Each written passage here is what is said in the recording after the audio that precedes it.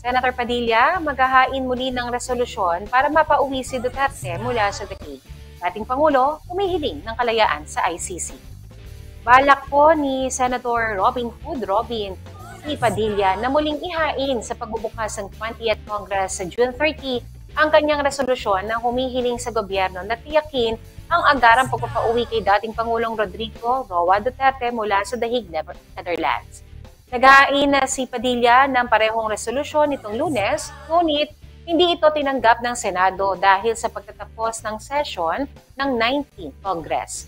Base sa resolusyon, layunin nitong ipahayag ang sense of this Senate para sa pagkakaisa ng bayan at para na rin po maipaglaban ang soberanya ng Pilipinas. Iginiti Padilla na dapat ang Pilipinas mismo ang mag-imbestiga at kung kinakailangan ay mausig sa sinumang mamamayan nito alinsunod po sa batas at konstitusyon.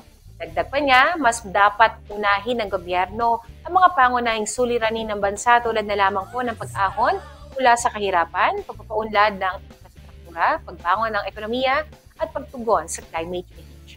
Nakapaloob din po sa resolusyon na kung hindi posible ang buong pagpapauwi, dapat kumilos ang gobyerno upang makuha ang pansamantalang pagpapalaya ni Duterte sa ilalim ng kondisyong tatanggapin ng International Criminal Court o ICC.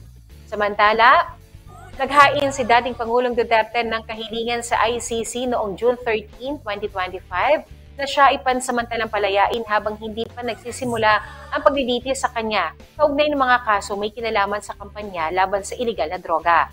Ipinahayag ng kampo ni Duterte na ang dating Pangulo ay 80 o 80 taong gulang na.